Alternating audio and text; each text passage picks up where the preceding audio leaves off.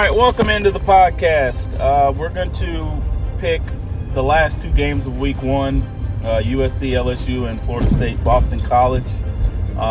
Since we really didn't pick any other Week 1 games for Saturday, we only picked the 4 games for Thursday and Friday. So we didn't really, we neglected Week 1. So with that being said, we're going to go ahead and pick those 2 games, and then we are going to do another podcast. We're going to have 2 podcasts coming your way between today and tomorrow. We will be picking the Week 2 games because that is a more jam-packed schedule, and we expect those games to be a lot closer than these Week 1 games where they played a bunch of nobodies. So we're going to do that on Monday. Today, later on, we're going to pick every single NFL game. NFL is here. We're back.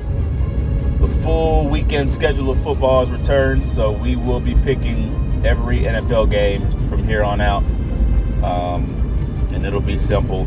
Each game is just going to be worth a point.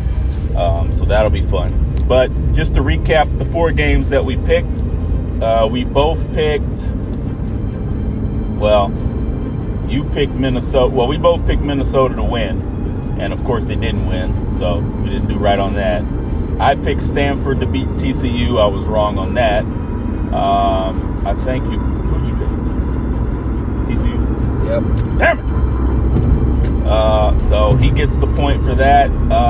We both picked Colorado, so we got a point for that. And then there was one more game we picked. Oklahoma. We both picked Oklahoma. So for that reason, Pops is going to be up on me right now. He's got 3 points to my 2 because I took a chance on Stanford, who really had a chance to win that game. TCU came back late and won it. So he's up on me by a point. Or is he up on me by a point? No. Yes, he is. 3-2. My bad. So it's going to be close. Man, what are the odds we see 2 Cybertrucks on the opposite sides of the street? It's going to be a weird Sunday. But anyway, so yeah, he's up on me right now. But after these 2 games, I'm pretty sure we're going to agree. So he'll still be up on me. But like I said, this next coming week is going to be awesome because much like last year, we both were able to sit down and watch Week 2 together, and that was a bunch of wild matchups. I believe we're going to have that again. But we're going to start with Boston College at number 10, Florida State. Florida State is trying to bounce back after Week 0, which feels like a while ago. So who do you have winning this game? Do you have Boston College upsetting, or do you have Florida State bouncing back? I have Boston College upsetting Florida State. I just think that game with Georgia Tech still kind of weighs a little heavily on their psyche. And Boston College they run a different offense. Clearly, I'm not going to expect them to run 300-something yards on the ground. They're going to mix it up on Florida State. It's going to be one of those slow, drug-out, no blowouts in this game. I think it's going to be a little strategic battle, but I give the Golden Eagles to come out on top. Interesting. I thought we were going to agree. I was wrong. I'm going to go with Florida State, not just because I want to beat you, but just because I think that, I don't know, I believe Florida State, that they're going to win the game. It's going to be a close game. It's a Labor Day, Monday night primetime game, but they're at home. They're not across country. So I expect them to come out with their heads on fire. That doesn't mean, I believe Boston College early will run the ball because that's what they've been used to doing. So I expect them to come out early, first quarter, second quarter, and kind of have a surprising lead of 13-10 or something like that. But Florida State eventually will come away with the win. I just don't. Boston College doesn't have enough. I think Georgia Tech, people were surprised. I wasn't surprised because I did say, I wouldn't be surprised if they won. I just thought Florida State had a little more talent. But I know Florida State has more talent than Boston College. They'll play Florida State tough because they usually do play teams like Clemson and Florida State tough, but they don't have enough talent to go toe-to-toe with these guys for 4 quarters. I expect that defensive line to play a lot better than they played against Georgia Tech, and they're going to take it out on Boston College, unfortunately. So I think they're going to win. Like I said, 4th quarter, running away with it. I think they'll correct some issues. I think DJU, he actually played pretty well. He wasn't great, but he wasn't terrible like people were suggesting. He was all right. He made good plays, but there were just a lot of throws that were off. But I don't think he played terrible. He just played like he normally has played the last couple of years with his other 2 teams. So give me Florida State somewhere along the lines of 34-20. You know, they win by 2 touchdowns. And I think they'll be fine, honestly. I told people last week, fans of Florida State, to relax, and I meant it. I just think they need to relax. Calm down, get this win. You got Memphis next week, like right back on Saturday. So you don't get much time to rest, and you got Memphis coming in, who a lot of people have gone to the college football playoff. So it doesn't get any easier for them. Their first 3 games are, pretty good games to start out with. So hopefully they're not looking to next week for that showdown, but I expect them to come out with that win. So that should tie me up with you, I'm pretty sure. Then we got the primetime matchup tonight. I've got my gear on. The nerves are starting to settle in, as you do. USC and LSU, we're both, let's not even waste any time here. We're both going to pick the Tigers to win. No doubt about it. The main thing for me is, how is this defense going to look? I'm not worried about the offense.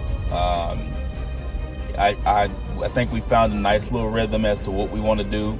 Our offensive line is, I predict we're going to win the Joe Moore Award for the best offensive line in the country. I think last year we had a great offensive line. I think this year we're going to be even better than we were last year. And that will help Garrett Nussmeier because you look at guys like Shedeur Sanders, who suffers from not having a great offensive line. If he had a line like we have, I think that team, you might look at them a little differently. So I think Nussmeier, again, I've seen him for the last couple of years. He's had to sit behind JD5. He's been there for a while. He sat, he waited his turn. And usually when that happens, you get a certain type of veteran leadership. Even though he hasn't played a full season, he still has leadership and really a sort of growing attitude as far as, I've been here for more than most of you guys.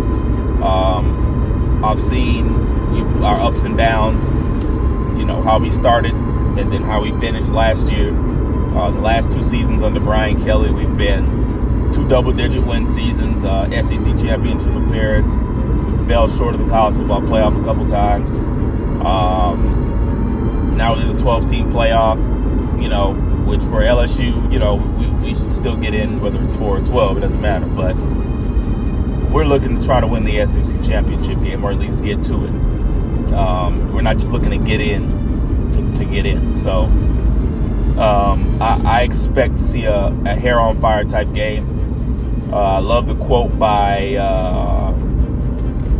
Will Campbell, our offensive lineman, say, we're not there to go party and go see the sights. We're there to go beat these guys up. I'm paraphrasing, of course. We're there to go beat them up. And I think this offensive line with Emory Jones, and those 2 guys will be probably top 5 to top 10 picks in the draft next year, but the other 3 guys we have aren't bad as well. So I just don't see USC's defensive line being able to do anything with that offensive line. We're big, we're strong, we're fast, we're mobile. I just don't see, I don't care how many defensive coordinators Lincoln Riley has changed. There's no way on earth they're going to be able to move around those guys. So with that being said, I expect us to run the ball pretty well.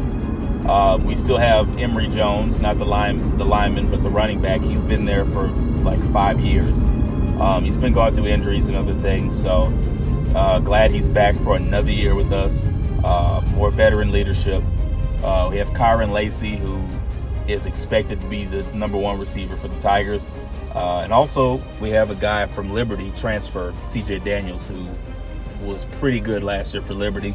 So we expect him to come in. You still got Mason Taylor. And you got Jackson, the other running back, who surprised me last year as well. So the weapons are there. Of course, it's LSU. The weapons are always going to be there. So that's why I'm not worried about the offense. It's all about the defense for me. Because USC with Lincoln Riley, wherever he's been, the offense, they're going to score points. I don't expect us to stop them much. I just expect them to make enough key plays, have a turnover or two here or there, and be able to stop them enough to get away with this game. I don't expect us to run them over. I would be shocked by that. I think this offense, the last time we played Lincoln Riley was when we had Joe in Oklahoma. And that's we beat the brakes off of them then. I think this defense, we have the same pieces as last year. And honestly, I think we had some good guys. We do have some good guys. The question is going to be, can this new defensive coordinator, Blake Baker, move them around and put them in position? Because it looked like we couldn't read the offense. It looked like we were out of position. The tackling wasn't very good. Guys were running wide open. We're running into each other, all kinds of stuff. I think Blake Baker gets that because he anchored that Missouri defense, who JD5 ran all over last year. But other than that game, that Missouri defense is one of the best in the country. So I expect him to use Harold Perkins Jr., who will be wearing number 7, which is like the holy grail of uniform numbers at LSU. So I expect Harold Perkins Jr. to be all over the place. His freshman season was great. Last year I was kind of disappointed. I didn't really see much, but him and Major Burns, to me,